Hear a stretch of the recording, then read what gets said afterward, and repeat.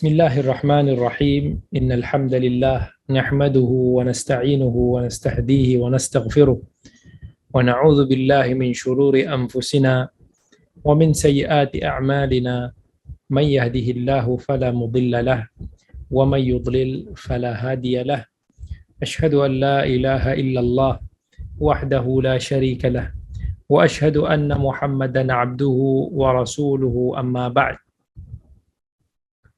Alhamdulillah, sahabat-sahabat semua yang dikasihi oleh Allah, pada malam ini kita bertemu kembali dalam siri pengajian tadabbur surah Al-Baqarah. Dan pada siri yang lepas kita telah sampai kepada perbahasan ayat yang 233 dan kita dah bincangkan sedikit sebanyak tentang hukum hakam yang berkaitan dengan nafkah dan juga penyusuan di sisi Islam.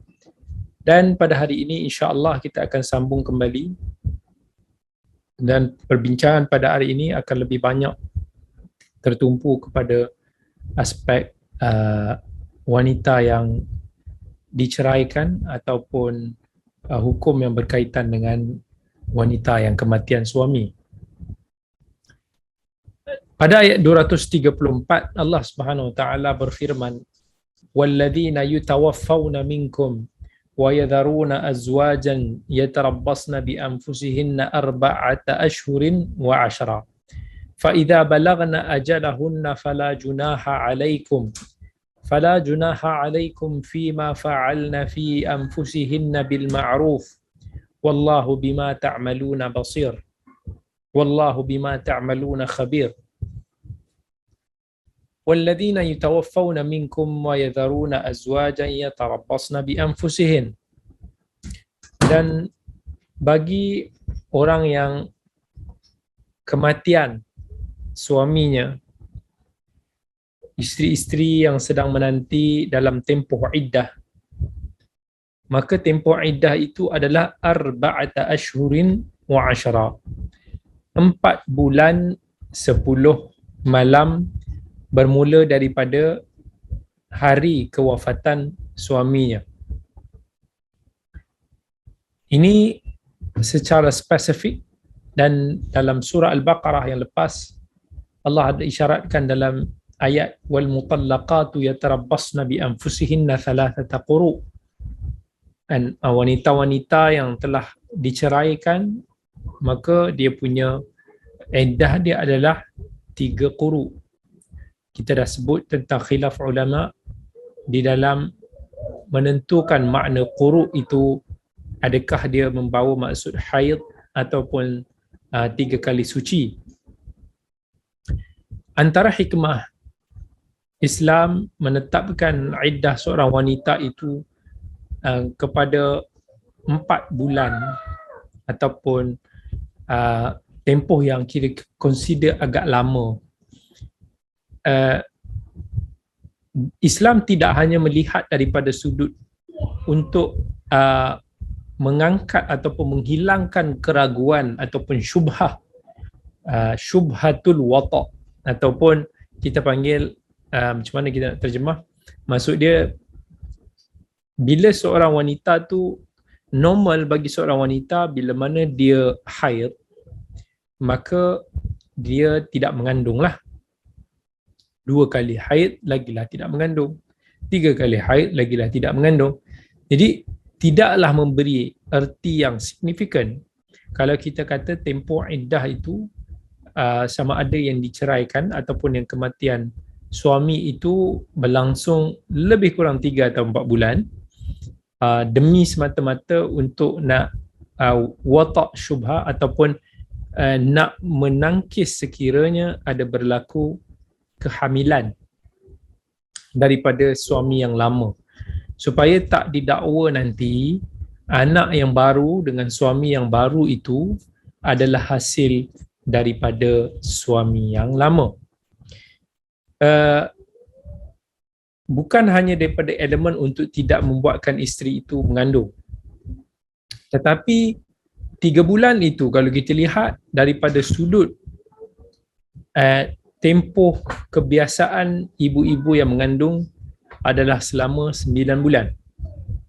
Dan tempoh minimum seorang anak itu untuk sah dinasabkan kepada ibu dan ayahnya, sebagaimana yang dimafhum dalam Al-Quran, dalam ayat yang kita dah baca yang lepas tu pun, bila Allah kata haulaini kamilain, tempoh menyusu, dan bila disebutkan dalam ayat ibu yang mengandung, hamalathu ummuhu 30 syahra hatta idza balagha ashuddah. Maksudnya ibu yang mengandung itu dia boleh sampai tempohnya nak berpisah tu dalam 30 bulan. 30 bulan ni maksudnya 2 tahun setengah. Jadi dalam ayat tadi menyusu itu tempohnya 2 tahun. Maka tolak setengah tahun bermaksud 6 bulan. Maka 6 bulan itu para fuqaha mengambil satu tempoh yang minimum untuk seorang anak itu sah dinisbahkan kepada ayahnya. Jadi 3 bulan bagi wanita yang diceraikan, ataupun lebih kurang 3 kali suci itu adalah satu tempoh yang rasional. Kalau kita kira 9 bulan tolak 6 bulan jadi dengan 3, untuk nak betul-betul membebaskan syubhah daripada suami yang lama sekiranya jika isteri itu terus berkahwin selepas tempoh iddah dan anak itu ada anak ataupun bunting kelamin, supaya suami yang lepas ini dia tidak claim anak yang akan datang itu ataupun anak yang lahir antara hasil perkahwinan isteri dengan suami baru itu, suami lama dia tak claim itu adalah anak dia. Jadi dimelepasi tempoh, at least tempoh yang kita bincangkan tadi. Baik, faiza balaghna ajalahun, bila mana telah settle, selesai tempoh isteri itu, tempoh iddah, wanita yang dah diceraikan, atau dalam ayat ni wanita yang telah kewafatan suami, fala junaha alaikum fima fa'alna fi anfusihin, maka tidak salah, tiada dosa untuk seorang wanita itu keluar daripada apa yang mungkin dilarang baginya dalam tempoh iddah, seperti mana berhias ataupun keluar daripada rumah tanpa keperluan. Begitu juga boleh bertunang dan juga berkahwin. Fala junaha alaikum fima fa'alna fi anfusihinna bil ma'ruf. Maksudnya bila dia kata dia keluar daripada orang panggil kepompong iddah itu, maka tapi janganlah dia buat perkara-perkara yang tak molek, tapi kalau dia nak berhias kembali, berhias dengan apa yang menepati syarak. Itulah yang dimaksudkan dengan bil ma'ruf dekat situ. Wallahu bima ta'maluna khabir. Allah itu maha mengetahui hakikat segala amalan kamu. Khabir ni membawa maksud Allah ni mempunyai pengetahuan yang mendalam kan apa yang mungkin disembunyikan oleh hamba-Nya, apa yang cuba disorok, dimanipulasi, dibuat halah oleh para hamba-Nya. Dan seperti mana tidak boleh bagi seorang wanita itu ataupun wanita yang dalam iddah itu untuk berkahwin, tidak boleh juga untuk dia bertunang. Okay? Dan ini Allah jelaskan dalam ayat yang berikutnya, ayat 235, wala junaha alaikum fima arradtum bihi min khitbatin nisa'i aw aknantum fi anfusikum alimallahu annakum satadhkurunahun walakin la tuwa'iduhunna sirran illa an taqulu qawlan ma'rufa wala ta'zimu 'uqdatan nikah hatta yablugha al-kitabu ajalah wa'lamu anna Allaha ya'lamu ma fi anfusikum fahdharuh wa'lamu anna Allaha ghafurun halim. Wala junaha 'alaikum fima arradtum bihi min khitbatin nisa.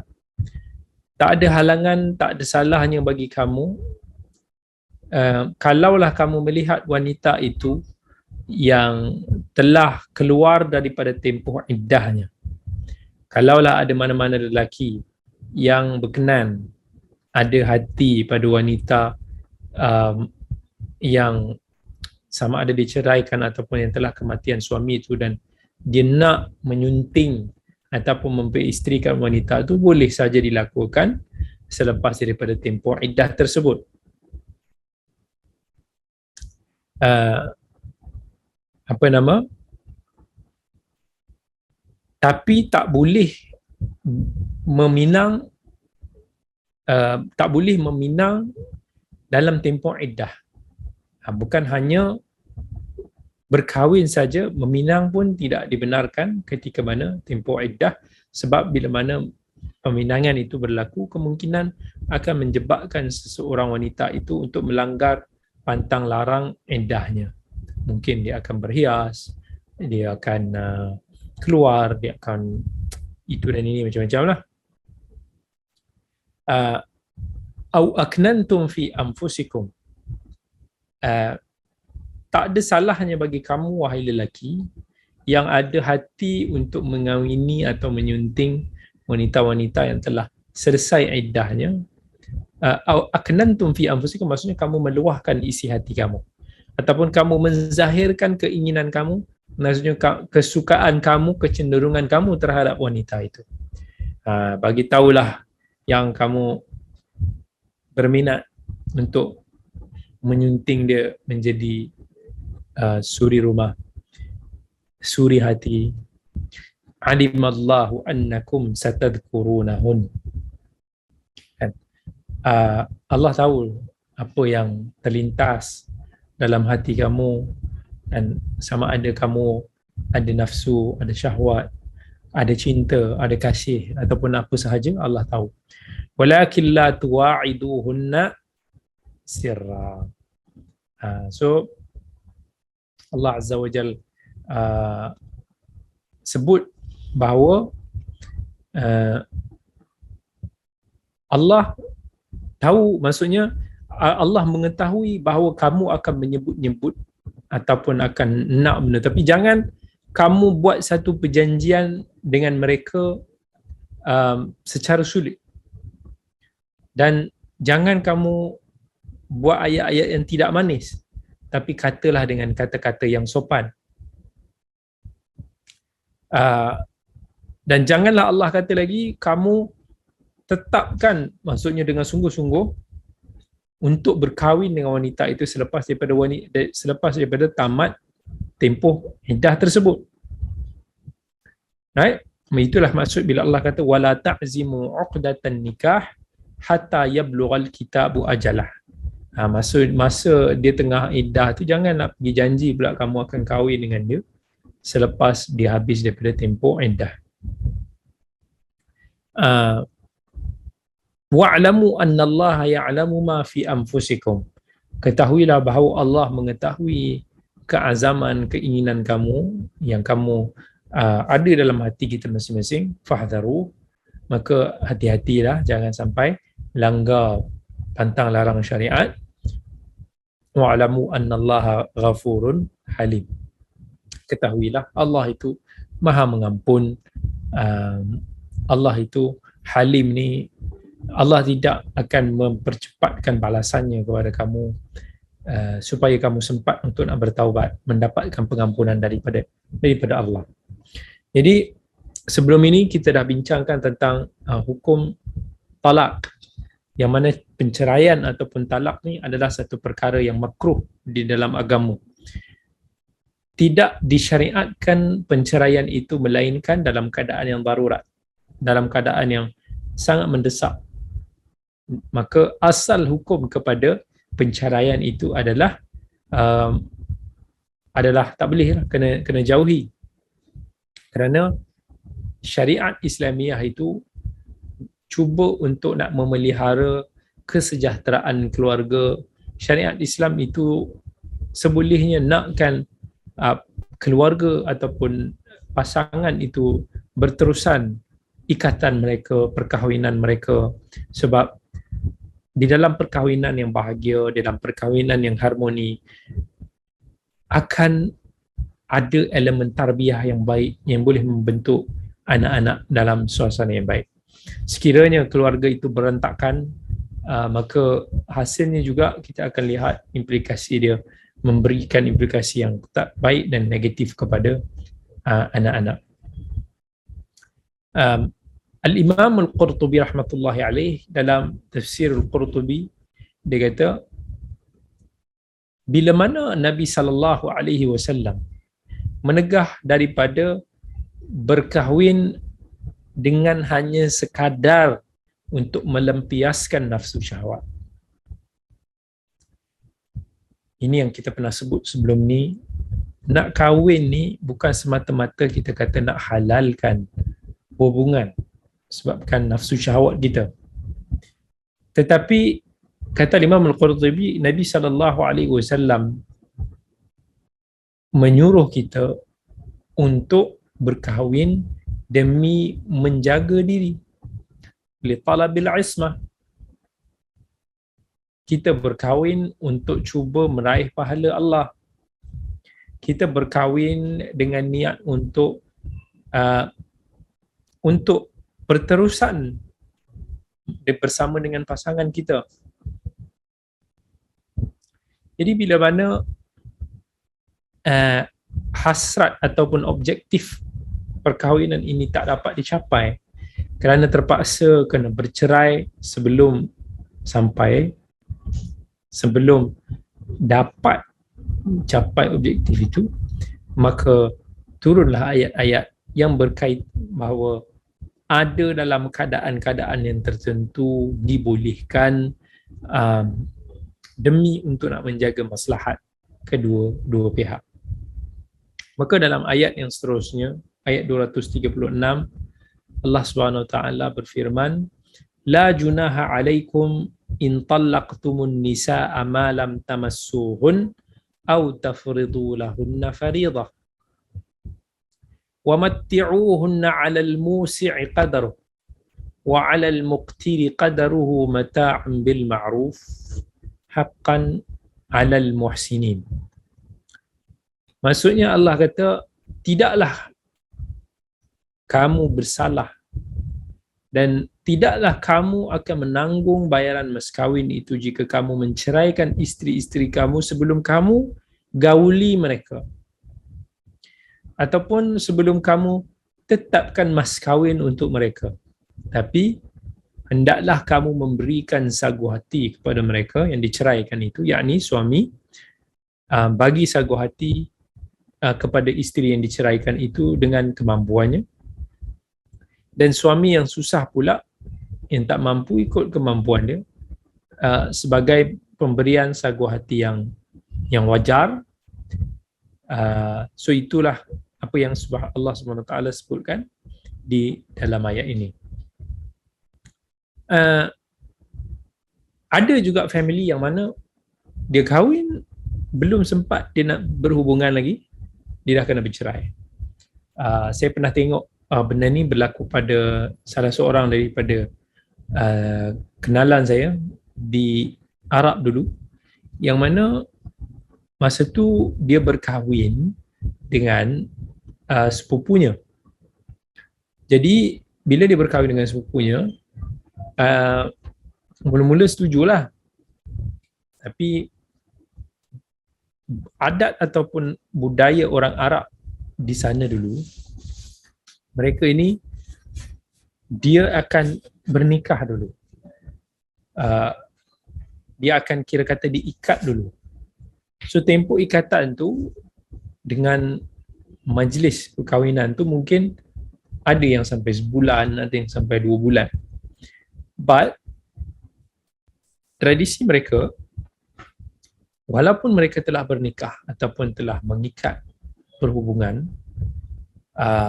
tetapi suami dan isteri itu masih lagi tidak tinggal bersama. Dia macam seolah-olah macam bertunang macam itulah. Tapi sebenarnya dia dah akad. Jadi mereka ni akan bolehlah dia nak calling ke, ataupun sometime dia nak jumpa je, nak pergi minum, tapi mereka masih lagi tidak tinggal bersama sampailah majlis walimah itu dilakukan. Jadi ada kes yang mana bila dia dah bernikah, sebelum walimah itu dilaksanakan, berlaku satu krisis antara family. Jadi senang cerita, suami dan isteri itu dia tak nak panjangkan cerita, dan mereka pun belum lagi bersama. Daripada keluarga mereka bergaduh, berantakan, mungkin berlanjutan sampai puluhan tahun. So akhirnya mereka pun setuju dengan cara yang baik untuk berpisah. Okay. Jadi itulah yang ataupun termasuk dalam ayat yang Allah SWT bicarakan ini.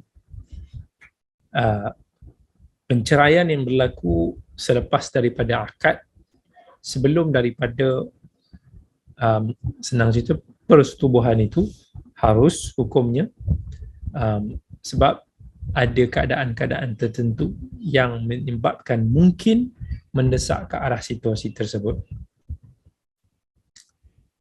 So ketika ini mudarat dia tak besar sebab mereka belum bersama, belum ada anak, mungkin masih lagi tak ada rumah, tak ada apa-apa yang mereka kongsikan bersama lagi.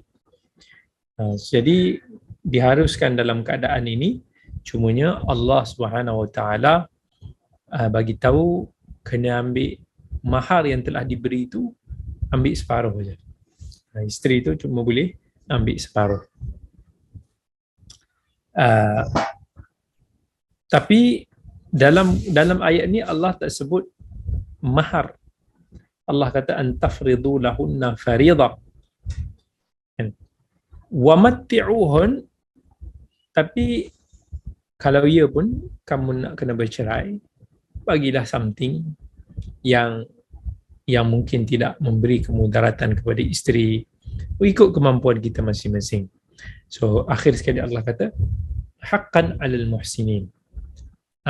Allah sukalah, dan itulah apa yang sepatutnya bagi orang-orang yang muhsin, orang-orang yang budiman, untuk selalu buat baik kepada wanita, kepada orang lain, kepada keluarga dan sebagainya.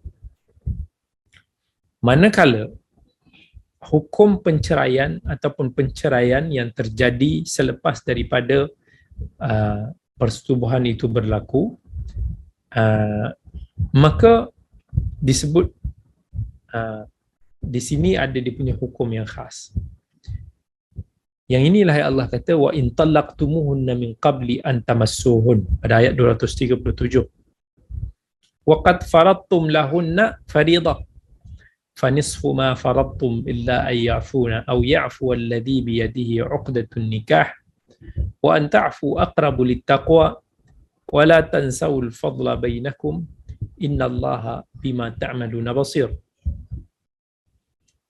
Sekiranya kamu menceraikan ataupun penceraian itu terjadi sebelum daripada kamu menyentuh mereka, maka kat sini Allah kata fanisfu ma faradtum, mereka ini akan dapat ambil separuh daripada mahar itu, illa ayyafuna, melainkan isteri-isteri itu ataupun bekas-bekas isteri itu maafkan, maksudnya bukan dia let go, dia kata tak kisahlah, tak payah bagi mahar pun tak apa, mahar yang telah dijanjikan tak bagi pun tak apa, ataupun dia nak pulangkan semua balik apa yang telah diberikan pun tak apa.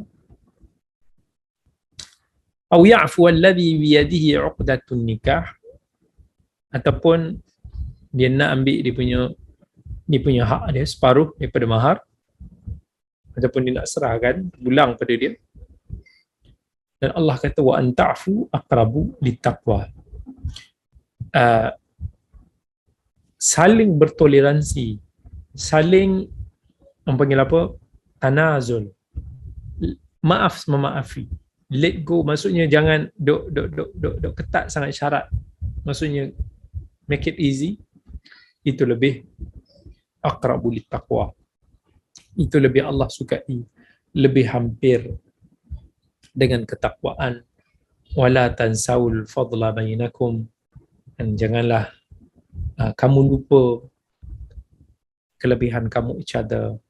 Dan ini satu apa yang Allah bagi tahu nasihat pesanan kepada dua-dua pihak. Dan kalau boleh biarlah perhubungan itu walaupun tidak mampu untuk bersama,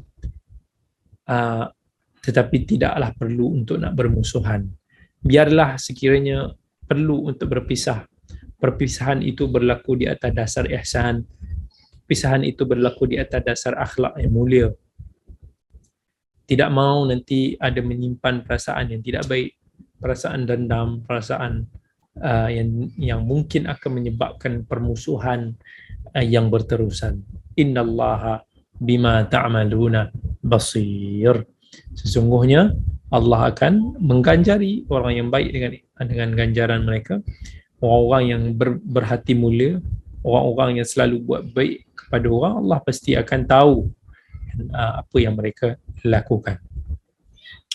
Dan kalau kita lihat kepada ayat-ayat yang berkaitan dengan talaq, dia banyak menyentuh tentang aspek-aspek untuk menguatkan perhubungan secara dalaman, perhubungan sesama manusia, perhubungan sesama keluarga, sesama pasangan. Sebelum ni juga ada disebut tentang dengan hubungan ataupun tanggungjawab kita dengan anak-anak, isteri dan sebagainya. Maka kita akan lihat banyak sekali ayat-ayat yang ini ayat yang bila kita berbicara tentang hubungan kita dengan manusia, Allah mesti akan selit di hujung ayat itu kalimah-kalimah ataupun sifat-sifat Allah yang menunjukkan elemen pengawasan. Allah is watching you. Dan contohnya kalau kita baca ayat 231 yang lepas, endingnya Allah kata wa'lamu annallaha bikulli syai'in alim. Ketahuilah Allah tahu. Allah tahu dengan segala sesuatu. Maksudnya Allah mengawasi. Sebab so Allah tahu. Ayat 232 ujung dia Allah kata wallahu ya'lamu wa antum la ta'lamun. Allah mengetahui apa yang kamu tak tahu. Allah bagi tahu I know. Hujung ayat 233 Allah kata wa'lamu annallaha bima ta'maluna basir. Ketahuilah Allah itu Maha mengetahui lagi Maha melihat. Ayat 234 Allah kata wallahu bima ta'maluna khabir. Allah itu Maha dalam pengetahuannya. Ayat 235 Allah kata wa'lamu annallaha ya'lamu ma fi anfusikum fahdharu. Allah mengetahui apa yang kamu sembunyikan di dalam diri kamu. Maksudnya Allah nak bagi tahu benda ni benda-benda berkaitan dengan hubungan dengan manusia. Benda-benda yang berkaitan dengan ada something hubungan yang tidak baik sesama manusia lah. Bila penceraian ni mesti akan ada suami ada cerita dia, isteri ada cerita dia. Kadang-kadang ada pasangan tu memburukkan sesama pasangan yang lain. Ada yang menambah perisa dalam cerita, ada yang menipu, ada yang macam-macam. Sebab tu Allah bagi tahu, Allah tahu, Allah tahu, Allah tahu, Allah melihat, Allah Maha mengetahui benda-benda yang dalam yang kamu sembunyikan itu semua Allah tahu. So watch out kan. Sebab tu kita bila mana kita dengar berita-berita ada kawan-kawan kita ke, ada kaum keluarga kita ke yang bergaduh kan dengan sesama kawan, sesama keluarga, kita jangan terus ambil satu version. Jangan kita hanya pergi one-sided tanpa kita berlaku adil untuk kita tahu another story. Sama orang ni dengar kawan dia cerita, katakan dia duduk cerita pasal isteri dia yang buruk ataupun dia isteri yang duduk memburukkan suami dia. Dia terus percaya. Dan dia tak boleh terus percaya, tapi dia kena dengar dua-dua side of story. Bukan kita nak jadi judge, bukan kita nak jadi hakim, tapi supaya kita lebih berlaku adil. Kita tak boleh terus menghukum ataupun concludekan sesuatu tu dengan satu cerita, sebab semua orang ada version dia. Dan kadang-kadang version tu timbul ada salah somewhere. Ada yang tak bersalah dua-dua, ada yang kadang dua-dua pun salah, ada yang salah satu pun salah. Dan benda ni very very halus. Sebab tu Allah kata dalam ayat-ayat macam ni, Allah tu sangat tahu, Allah tu maha mengetahui, Allah knows kan. So jangan nak, semua orang akan balance keluarga dia, bela kawan dia, cenderung dengan apa yang dia dengar. Orang tu punya part, kita tak tahu apa yang dilalui, apa yang actually maybe. Dan normally kalau kita dengar, mungkin kita punya pemikiran akan berubah. Okay. Dan bila kita lalu dalam urusan-urusan yang berat macam ni, penting bagi kita untuk ada satu elemen yang boleh membuatkan kita mengharungi ranjau dalam perkahwinan. Memang kadang-kadang berlaku perbalahan, kadang-kadang berlaku salah faham di antara suami dan isteri.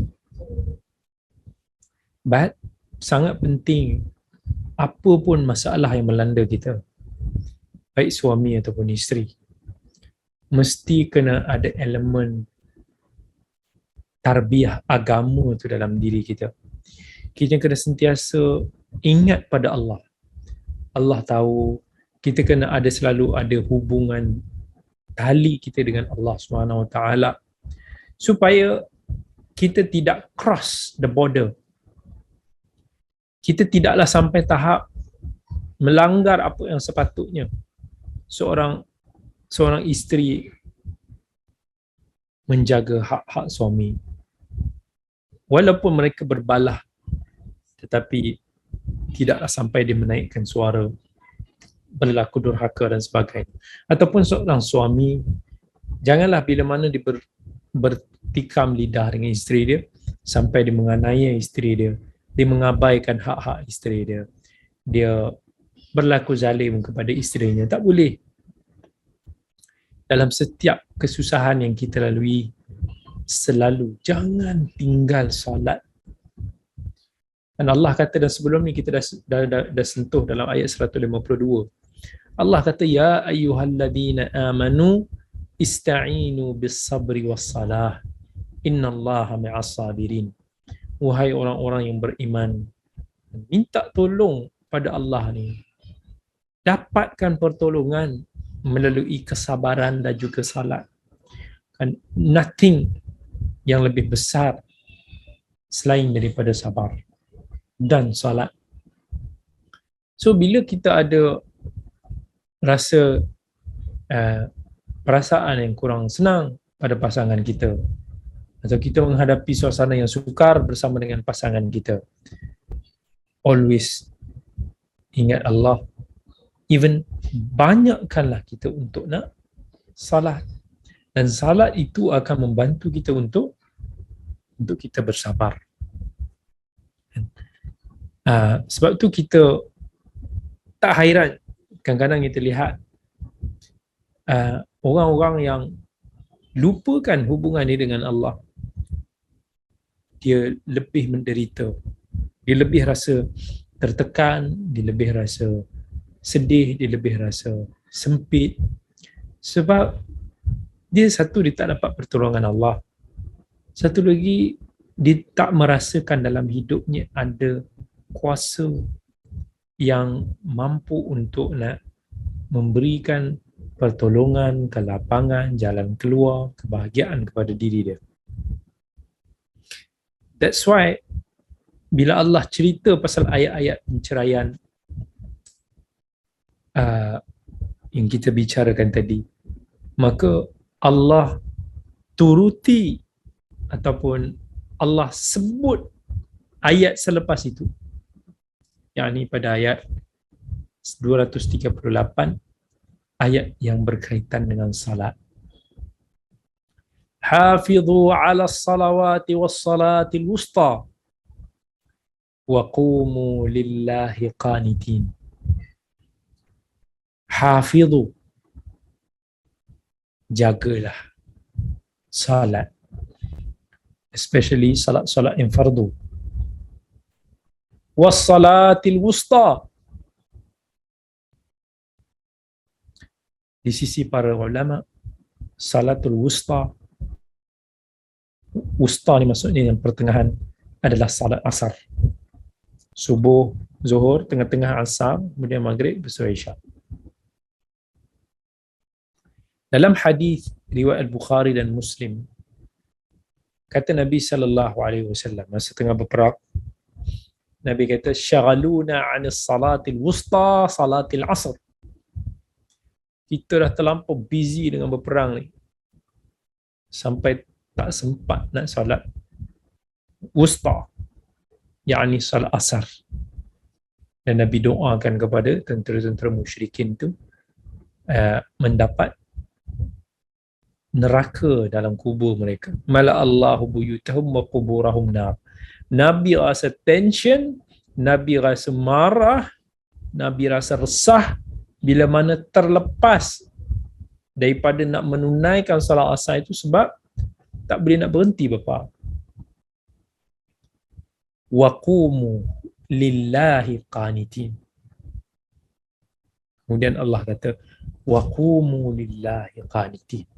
Dan qumu ni maksudnya bangun kepada Allah, qanitin. Qanitin ni maksudnya kita taat yang sempurna, yang berserah diri kepada Allah, yang khusyuk, yang sentiasa mengingati Allah. Dalam hadis Zaid bin Arqam, riwayat Al-Bukhari, kata dia, kunna natakallam fi salah. Pernah kami masa solat ni, masa kami tak tahu hukum dulu, kami adalah bersembang sikitlah dalam solat. Sampailah turun ayat hafidhu 'ala salawati was salatil wusta wa qumu lillahi qanitin. Maka diperintahkan kepada kami untuk diam ketika waktu salat. Maksud dia adalah bila kita jaga salat, kita bukan hanya sekadar melaksanakan salat tu, asal salat, tetapi kita jaga waktu salat itu. Kita jaga sifat salat itu. Waktu salat ramai yang ambil mudah. Sedangkan as-salatu ala waqtiha, ataupun some riwayat, salat di awal waktu, itu adalah yang terbaik. Bukannya salat di sampai nak habis masa, sengaja lengah. Kan?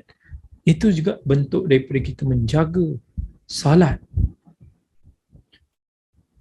Sebab apa saya kata kita jaga salat, kita kena salat di awal waktu? Sebab ramai orang yang bila disengaja, melainkan yang ada keperluan yang penting. Keperluan yang penting ni macam saya kata, doktor-doktor yang nak kena jaga nyawa orang, kan. Tapi ada orang ni dia asyik semedang, dia duk kata dia sibuk je, dan tak usaha nak jaga solat di awal waktu. Ada meeting yang boleh, kan, boleh diuruskan, diselaraskan dengan waktu solat pun tak boleh buat. Jaga waktu solat. Jadi bila kita nak jaga solat di awal waktu dengan sifat solat keadaan solat yang sempurna, dengan jemaah yang dituntut oleh Nabi SAW, maka jiwa kita ini akan sentiasa ternanti-nanti untuk solat. kita menanti-nanti kedatangan waktu salat yang seterusnya. Orang akan tengok jam, oh Zuhur dah 1:07, Asar dah 4 suku. Okey, kita boleh set, oh kalau kita nak pergi mana, kalau kita kena buat apa, okey waktu solat ni kita kena check masjid mana berhampiran, surau mana yang buat kita tak nak miss. Kita nak salat itu mengikut sifat yang sempurna Nabi sallallahu alaihi wasallam ajar, dengan jemaahnya, dengan 27 kali ganda yang kita dapat pahala jemaah. Para salaf dulu, ada zaman salaf, dia hanya terlambat takbiratul ula, tak sempat nak takbir bersama dengan imam, dia dah rasa dia hilang pahala jemaah dia. Dia akan buat solat sunat, dia akan buat sampai 27 rakaat, 28 rakaat. Dia akan ganti balik. Sebab dia punya rasa resah. Sebab dia rasa macam tercalar solat dia. Ada yang terlepas takbiratul ula, menangis tersak-sak lepas daripada tu.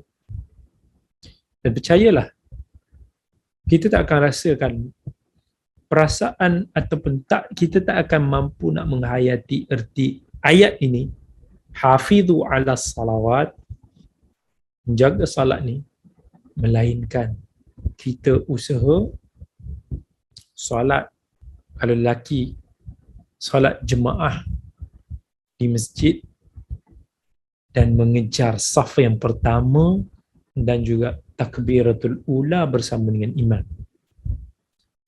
Kalaulah kita boleh konsisten jaga 5 waktu kita sebegitu rupa, maka insya-Allah kita akan faham apa yang dimaksudkan dengan menjaga salat itu. Sebenarnya kita yang Ustaz, saya kerja, saya kat office lah apa macam-macam. Ya akhi, kalau kita nak seri budaya, kita boleh je ajak, ada je kawan-kawan kita, ajak solat sama-sama. Kan? Ajak kalau kata benda tu tak penting, kita berhenti Ustaz, solat je. Boleh buat. Tapi orang kita kan malu, orang kita takut dia kata poyo, orang kita rasa macam alah, itu yang elemen menjaga solat di Malaysia masih kurang sangat. Dululah masa saya dekat Madinah, dekat Riyadh, dekat dulu, boleh rasalah macam hidup tu solat jemaah tu. Kita tengok dekat office pun mesti akan ada ruang untuk nak solat.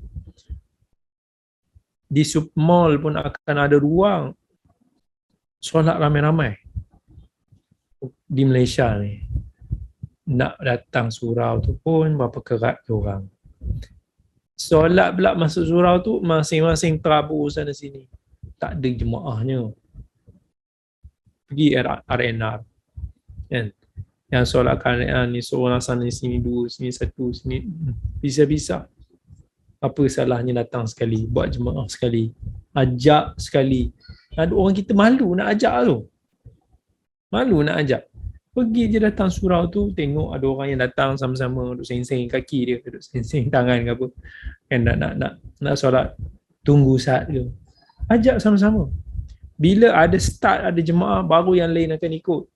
Tapi orang kita ni malu nak ajak ke arah kebaikan. Malu nak ajak kawan-kawan kita. Malu nak suruh itu. Kan? This is something yang unfortunately happen. Saya pernah dulu duduk dengan kawan-kawan, ada some kawan. Dia lama dululah. Kawan-kawan ni masing-masing ada yang duduk belajar Jordan, ada yang duduk Syria, ada yang duduk belajar Mesir lah. Various background. Belajar agama, main bola petang. Bila main bola tu, sebelum maghrib tu, dia berhenti duk minum kat warung lah. macam sambil duduk dengan kawan. Bila masuk waktu maghrib, tak ada siapa, azan tu tak ada siapa nak bangun. Yang lebih lawaknya, sebelum maghrib tu ataupun sekitar tu, duk masing-masing duk macam cerita kelebihan tempat masing-masing. No, yang belajar dekat Syria lagi bagus, yang belajar kat Jordan lagi bagus, yang belajar kat Mesir lagi bagus, yang belajar kat sini semua bagus. Duk bergaduh mana tempat lagi bagus. Masa tu saya dah cabut, pergi solat. Atau balik masih lagi ada. Ingatkan saat lagi nak pergilah. Tak bangun-bangun. Dah pukul 8, tak bangun-bangun. Saya dah bagi tahu dah pada orang, bangun, pergi solat dulu, tak apa. Semua tengok kawan masing-masing kanan kiri. Kawan tak bangun. Malu. Lebih rasa macam nak kedudukan di sisi kawan-kawan lebih daripada kedudukan di sisi Allah. Jadi saya rasa macam, what? Duduk bergaduh tempat belajar agama mana lagi bagus lah, pergilah ini. Solat, ya Allah, kau boleh tak ambil berat. Sampai azan isyak, sampai azan isyak, duduk kat situ sembang. Kan? Yang pergi solat tu, berapa je saya ingat? 3-4 orang je. La haula wa la quwwata illa billah. Termasuk sekarang, even kadang-kadang benda tu berlaku di kalangan asatizah, di kalangan para penuntut ilmu, yang mana salat itu diambil mudah. Saya terfikir satulah, yang kalaulah Allah jemput kita, setidak-tidaknya kalaulah at least antara kita dengan Allah ni, apa yang kita jaga ni, salat tu kita jaga tu betul. Kita menanti-nanti kedatangan waktu salat. Kita sentiasa cuba mengejar saf pertama, takbiratul ula dengan imam. Konsisten 5 waktu jemaah begitu, tak miss. Husnuzan kita dengan Allah. Kalaulah Allah hisap kita dekat mahsyar nanti, dan at least pada waktu itu Allah tahu, ini soalan salat ni soalan yang paling utama, yang pertama sekali lah akan ditanya. Allah tahu kita duk terkejar-kejar, datang awal, duk terkejar-kejar nak dapatkan fadilat-fadilat dia. Rahmat Allah, takkanlah Allah nak campak kita ke dalam neraka dengan beberapa dosa yang kita lakukan. Kecintaan kita, kerinduan kita, disiplin kita dalam nak menjaga Allah, menjaga ibadah yang paling besar tiang agama itu, husnuzan kita Allah, insya-Allah Allah akan selamatkan kita. Tapi kalau solat kita rongak, tiang kita rapuh, I don't know how can we survive dengan dosa-dosa yang kita lakukan, dengan sedikitnya amalan-amalan kita. Sebab tu dalam Islam dia kata, salat tu ibaduddin, salat adalah tiang agama, salat adalah tiang agama. Bila kita datang awal ke masjid, banyak fadilat yang kita boleh dapat. Kita boleh dapat fadilat rawatib, kita salat sunat rawatib. Ya.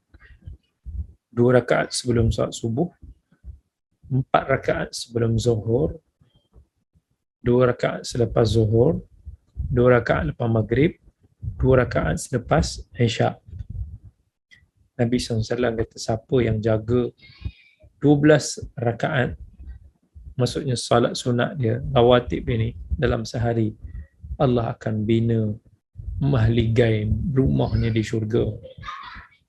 Tak mahu kita satu rumah free je kita dapat mahligai istana yang kita boleh dapat di syurga. Sehari kalau kita jaga, setahun, 10 tahun, 20 tahun, mungkin kita akan kumpulkan beratus-ratus mahligai di syurga nanti. Di dunia ni kalau orang nak jadi hartanah, nak kumpulkan properti, nak kumpulkan rumah, tanah, macam-macam. Tapi untuk syurga nanti kita tak mahu. Bila kita jaga, Nabi SAW beritahu 4 rakaat sebelum zuhur, 4 rakaat selepas zuhur. Haram api neraka menyentuh kita. Kita buat ni ikhlas kepada Allah dan kita mengharapkan fadilat ini dengan niat kita jauh daripada api neraka. Allah tengok kesungguhan kita, konsistensi kita yang buat 10 tahun, 20 tahun kita jaga benda ni sebab kita takut, tak mau kena sentuh api neraka. Ihsan Allah. Adakah tergamak Allah nak mengazab kita? Banyak lagi fadilat-fadilat. Orang-orang yang menanti waktu solatnya, selagi di tempat duduknya akan mendapat istighfar, akan mendapat doa daripada malaikat. Ada dalam hadis, tak salah dalam riwayat Abi Daud, orang yang dekat dengan imam, orang yang duduk dekat saf yang pertama, dia akan cepat masuk syurga. Dan even dalam hadis Nabi doakan saf-saf yang pertama ini 3 kali lebih daripada saf-saf yang di belakang. Instead of kita dapat hanya pahala berjemaah 27 kali ganda, actually kita dapat much more kelebihan, fadilat yang bukan hanya 27 kali ganda tu, lagi macam-macam yang kita boleh dapat. Tidakkah kita mahukan fadilat-fadilat ini? Tidakkah kita mengejar fadilat-fadilat ini? Cukuplah bila mana Nabi SAW kata, salatul raka'atal fajr khairun minad dunya wa ma fiha. 2 rakaat sebelum subuh itu lebih baik daripada dunia dan seisinya. Tell me your cars, tell me your money, tell me your house, and how much is it, how lot, adakah berapa banyak ke? Nothing. It is nothing compare dengan 2 rakaat sebelum subuh. But as for today, kita tak nampak ganjaran Allah tu, kita rasa tak semangat. Kita rasa, well, benda ni biasa saja, benda sunat je kan. Inilah jiwa muhafazah ala salah yang sepatutnya kita kena jaga. Nabi kita Muhammad, Allah suruh apa kata? Wa'mur ahlaka bis salati wastabir 'alaiha. Perintahkanlah, ajaklah kaum keluarga kamu ke arah salat. Wastabir 'alaiha, dan sabar. Nak ajak bukan senang. Kan? Cakap, kalau saya dah cakap banyak kali pun pasal salat ni, mungkin berapa sahaja yang boleh feel benda tu. Dan Allah bagi satu kata-kata lagi, lepas Allah kata kat Nabi Muhammad, perintahkanlah kaum keluargamu untuk salat dan bersabar. La nas'aluka rizqan, nahnu narzuquk wal aqibatu littaqwa. Kami tak minta kamu rezeki, kamilah yang bagi kamu rezeki. Ini ayat yang sepatutnya kita sentak. Hari ni kita duk lambatkan solat kita, kita abaikan solat kita berbanding dengan kerja kita. Kerja yang kita sangka itulah yang memberikan kepada kita gaji, nafkah, memberikan kepada kita wang, pendapatan, rezeki. Kita lupa Tuhan yang Maha memberikan rezeki. Kita sibukkan diri kita dengan mesyuarat di waktu solat.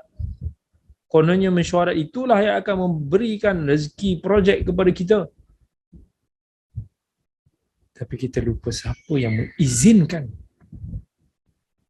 projek itu diberikan kepada kita. Siapa yang mengizinkan rezeki-rezeki itu diberikan kepada kita.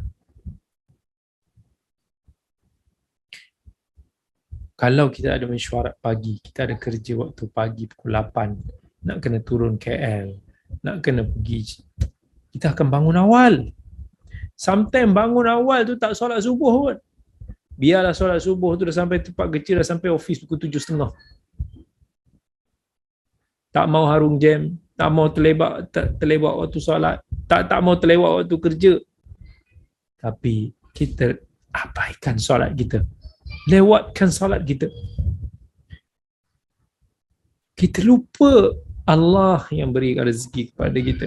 Kau mensyuarat berapa banyak pun, kau pergi kerja berusaha macam mana sekalipun, kalau Allah tak endorse rezeki itu menjadi rezeki kita, kita tak akan dapat. Tapi kalaulah kita utamakan Allah, Allah endorse, Allah izinkan benda itu berlaku, siapa yang boleh halang? Siapa makhluk yang Allah bagi rezeki ni yang boleh halang rezeki kita dapat daripada Tuhan yang Maha Ar-Razzaq. Allah ingat, bila Allah perintahkan salat kepada kita, Allah kata, kami tak minta rezeki daripada-Mu, kami yang bagi kamu rezeki, dan balasan yang baik, wal aqibatu littaqwa, dan balasan baik itu diberikan kepada orang-orang yang bertakwa.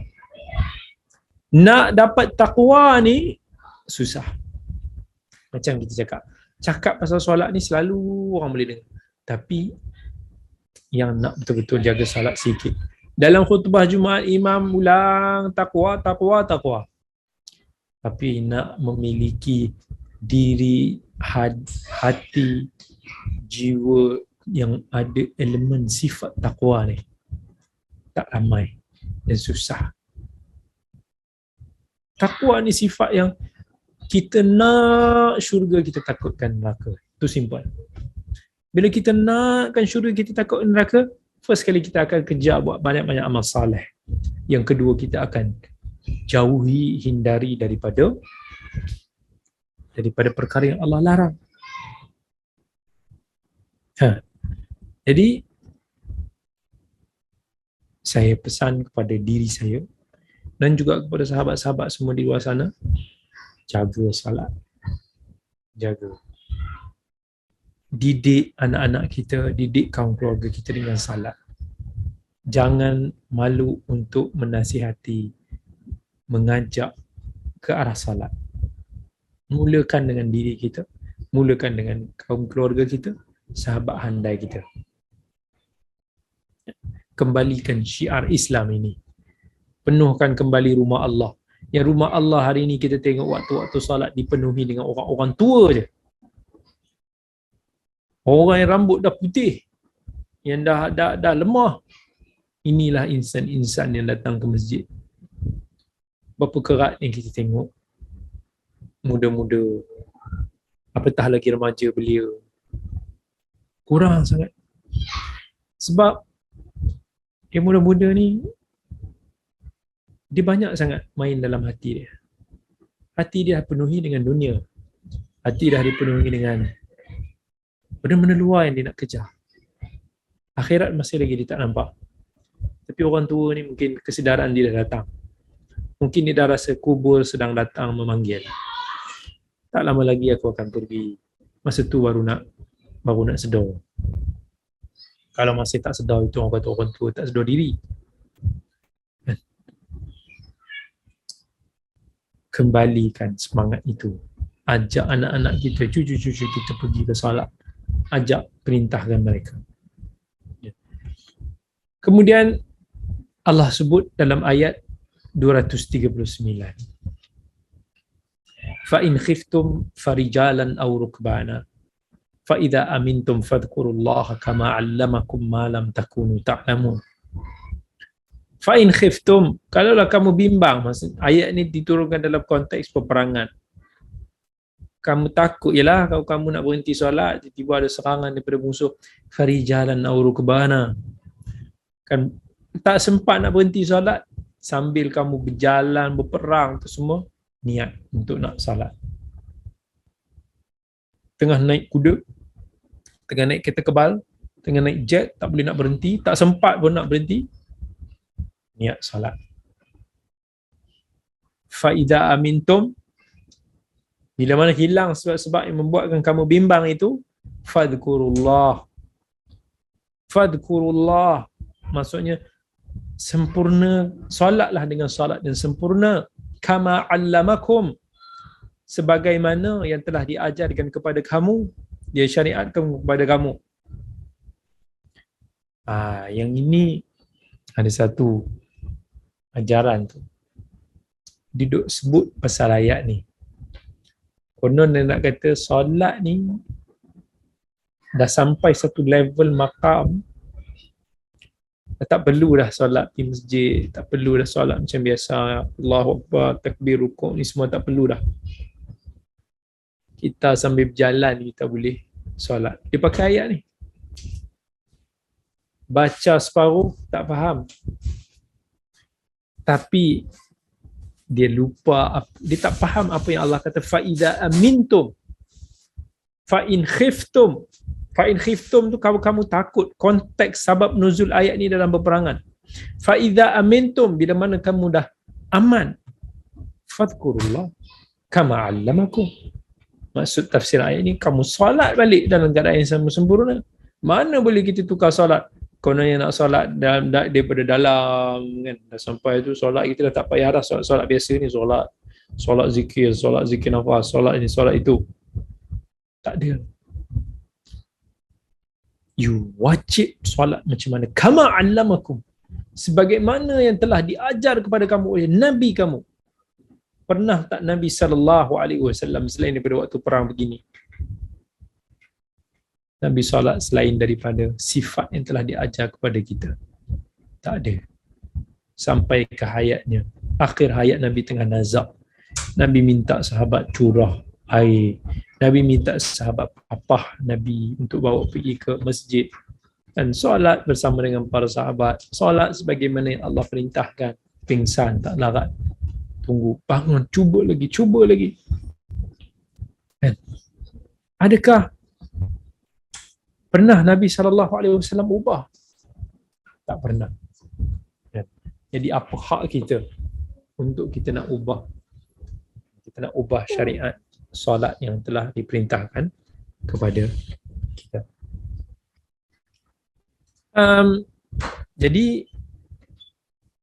itulah apa yang kita bicarakan pada malam ini, dan jazakumullahu khairal jaza. Okay. Ada yang tanya, Assalamualaikum Ustaz, apakah hukum isteri mengiringi jenazah suami ke masjid untuk solat jenazah dan juga ke kubur suami? Ulama dalam keadaan ini tidak mengizinkan ataupun melarang daripada isteri untuk keluar, kerana bila mana suami itu telah mengembuskan nafas yang terakhir, maka telah bermulanya tempoh iddah dia.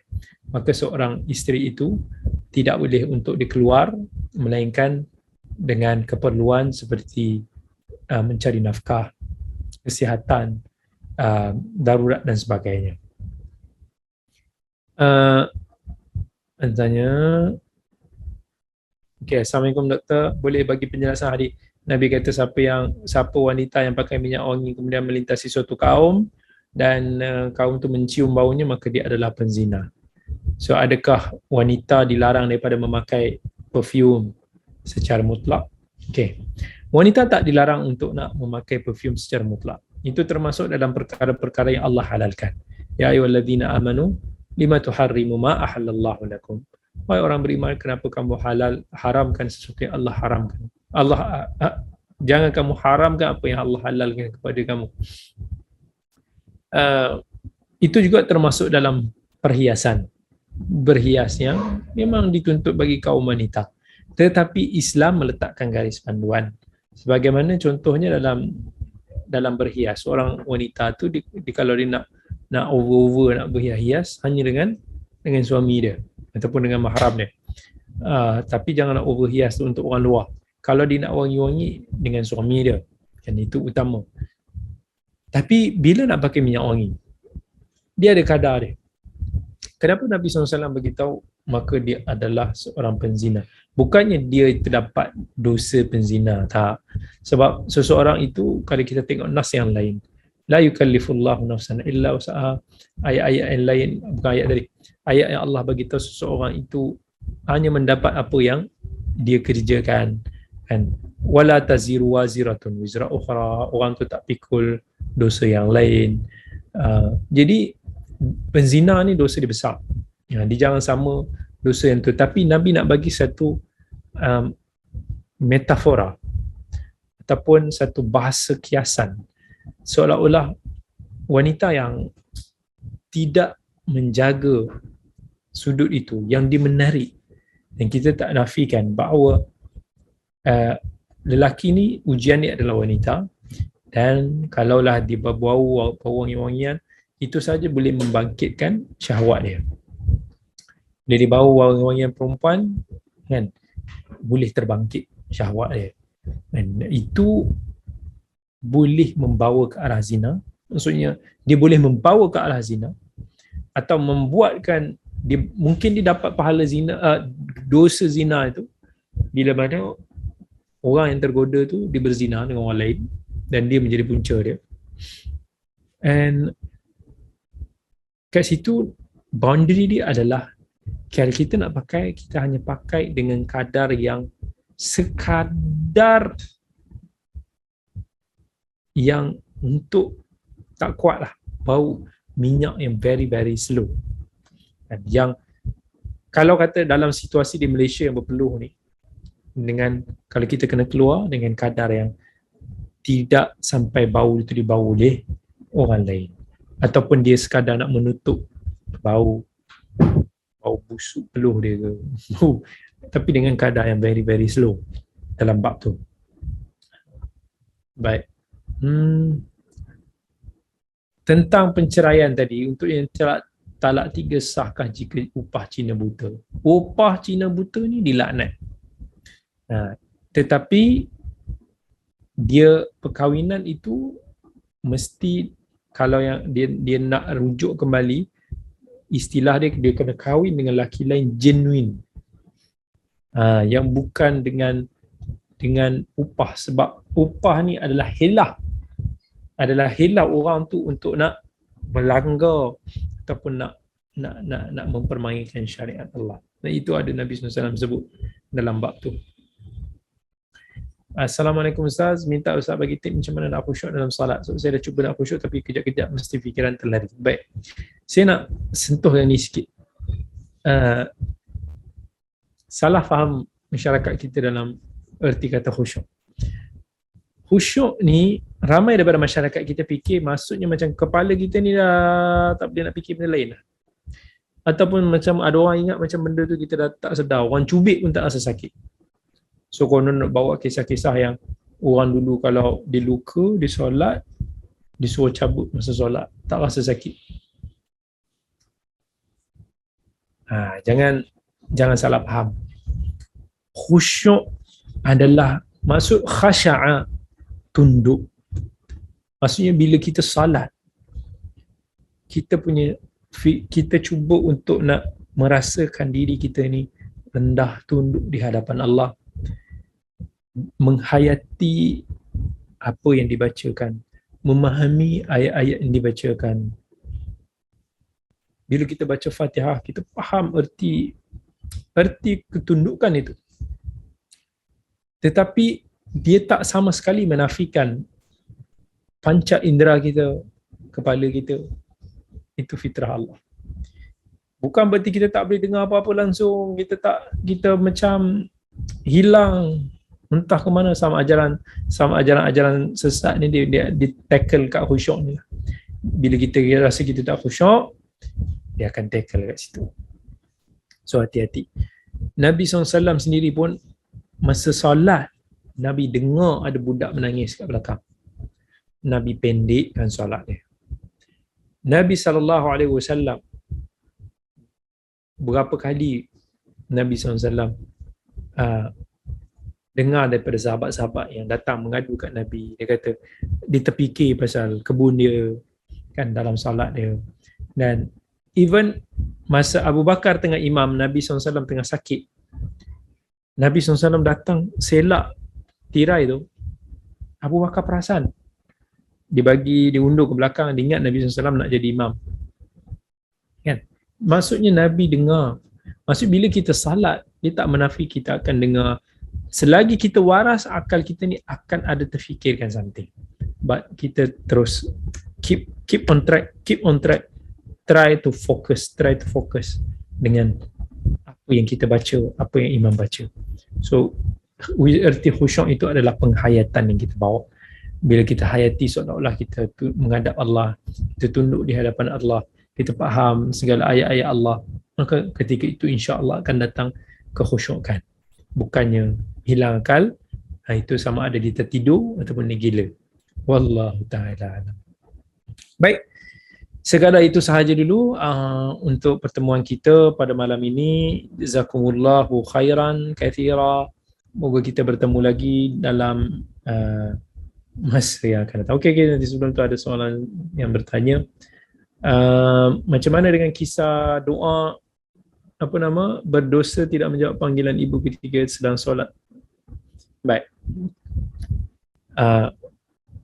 Menjawab panggilan ibu itu wajib jika kita sedar, dan ini ada disebutkan dalam hadis riwayat Al-Bukhari, kisah Juraij yang mana dia solat sunat di surau dia, ibu dia datang panggil dia. Masa tu dia dah terfikir aku nak batalkan solat ke aku nak teruskan solat.